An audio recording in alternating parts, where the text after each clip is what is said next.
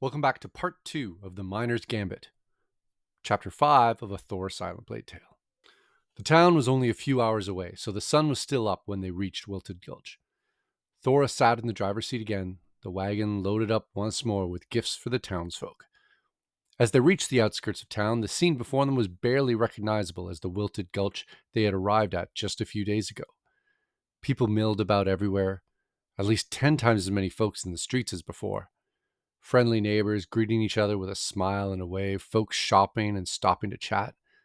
There was hope in the air. It was at that moment that the dwarf heard the drumming. In the back of the wagon, the bard had jumped to his feet, a steady rhythm playing in their arrival. At first, the beats seemed to flow amongst the steady rhythm of the horses, but then the complexity of the pattern took shape.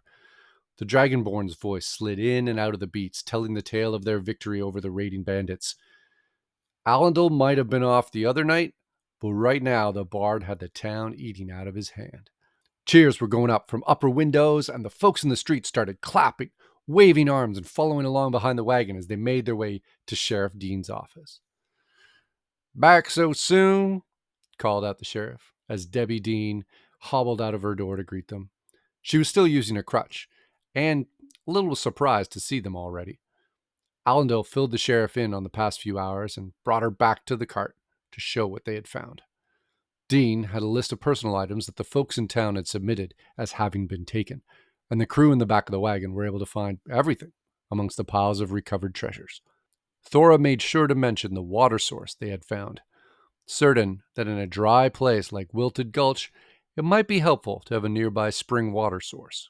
While Thora and Zarek tended to the horses, Allendale and Duane had a chat with the sheriff about all the commotion in town. It seemed a day of celebration was being had.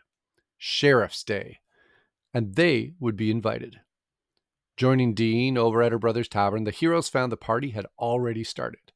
The mood was infectious, and Thora moved to the bar to pick up a mug. "To Wilted Gulch!" the dwarf cried out to the room, raising the drink high.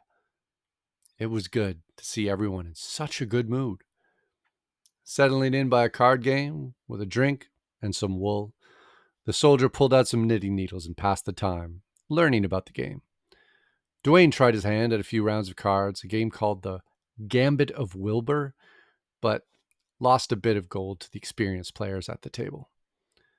Across the room, Thora noticed the elf puzzling over some sort of dice game. Duane leaned over to explain that he had seen that particular game called Ganassi's Favor during his past travels. It was a tough game, the turtle warned, and Thora could believe it. The elf seemed frustrated, but the wonderful rhythms that Allendale was playing were keeping everybody in a decent mood, despite the bad luck with the gambling. The dwarf felt relaxed again and briefly wondered what the next day might bring.